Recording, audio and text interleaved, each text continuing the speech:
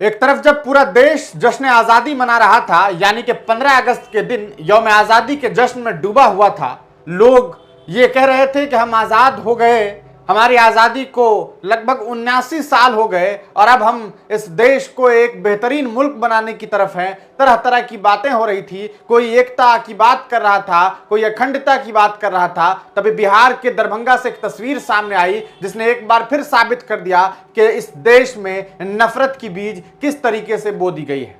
हम आपको जो तस्वीर दिखा रहे हैं, इन तस्वीरों को देखिए और देखिए कि इनमें जो चीजें लिखी हुई है वो किस तरीके से लिखी गई है। दरभंगा में सिंघवारा एक जगह है, वहां रजा चौक से ये तस्वीर सामने आई जहां बैनर में मुसलमानों के खिलाफ आपत्तिजनक बातें लिखे गए हैं। आपने देखा कि किस तरीके से मुसलमानों को आतंकवादी बताने की कोशिश हुई है। मुसलमानों के साथ साथ सिख समुदाय के लोग, जिन्हें सरदार भी लोग कहते हैं, उनको लेकर के भी आपत्तिजनक टिप्पणी की गई। यहां तक कि बकरीद में गाय काटने से लेकर मुसलमानों को लेकर के और भी कई आपत्तिजनक बातें हुई। यह उस दिन हुआ जिस दिन देश यौम आजादी मना रहा था, जिस दिन देश स्वतंत्रता दिवस मना रहा था, ये कहते हुए कि हमें आजादी मिल गई। लेकिन हकीकत यह है कि आज किस तरीके से लोग मानसिक गुलाम बने हुए हैं, इसका अंदाजा आप इस तरीके से लगा सकते हैं कि इस देश में एक पक्ष के लोगों को गुलाम बनाने की ये कोशिश है। वो ये चाहते हैं कि उनकी मर्जी से लोग जिए।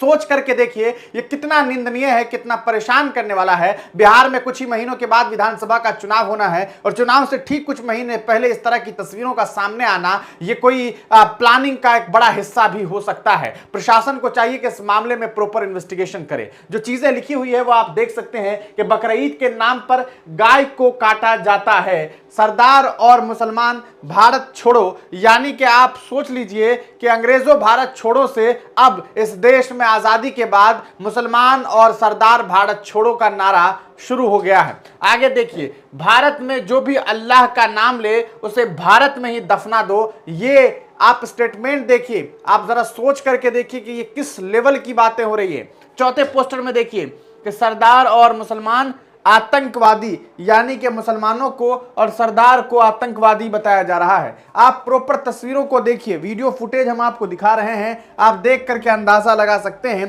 कि किस तरीके से जो है इस मामले में जो है कहीं ना कहीं मुसलमानों को टारगेट पर लिया गया है। आपको बता दें, इस पूरे मामले के बाद प्रशासन की टीम भी वहां पहुंची और एक लड़का जिसका नाम ललन कुमार है, पिता विपत दास, उसे गिरफ्तार किया है। आपको चौंकाने वाली बात बताएं कि जिस नौजवान लड़के को गिरफ्तार किया गया है वो कोचिंग पढ़ाता है, ऐसी खबर सामने आई है। सूत्रों के मुताबिक वो बच्चों से फीस भी नहीं लेता, बल्कि सिर्फ चॉकलेट के खा सकता है, उसे चॉकलेट खिला करके और इस तरह से बच्चों को पढ़ाता है। तरह तरह की बातें हैं कि बगैर फीस के पढ़ाता है।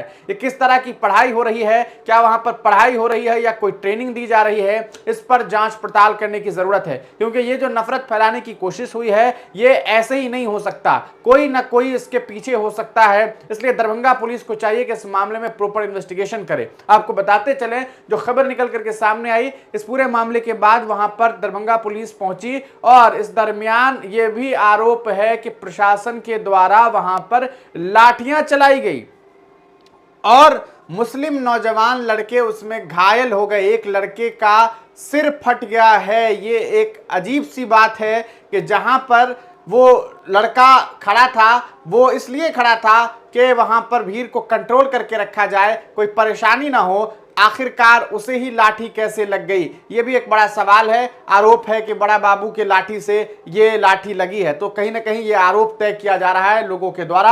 आगे हम इस पूरे मामले पर और भी डिटेल आपको जानकारी पहुंचाएंगे, लेकिन सवाल यह है कि ये जो सब कुछ हुआ है आखिरकार इसके पीछे कौन जिम्मेदार है। आप सोच करके देखिए इस देश में नफरत किस लिहाज से आगे बढ़ गया है कि सरेआम स्वतंत्रता दिवस के दिन मुसलमानों के खिलाफ इस तरह की घटिया टिप्पणी की जा रही है और उसे सरेआम बोर्ड बना करके जो है वो लेकर के निकला जा रहा है। बिहार में विधानसभा चुनाव से ठीक पहले इस तरह की घटनाओं का सामने आना कहीं ना कहीं डर भी और भय भी पैदा कर रहा है कि कहीं इसके पीछे कोई साजिश तो नहीं रचा जा रहा कि बिहार के सद्भावना को बिगाड़ा जा सके। हम आपसे अपील करते हैं कि अगर आपके आसपास कहीं भी इस तरह की कोई घटना सामने आए तो कृपया करके इसके बारे में प्रशासन को सूचना दें, कोई अफवाह ना फैलाएं। कोशिश करें कि अगर कुछ गलत भी है तो आप प्रशासन को बुलाएं, अपने से खुद कोई फैसला ना ले, क्योंकि कुछ लोग हैं वो ये चाहते हैं कि आप लड़िए और उसका एक फायदा वो उठा सके।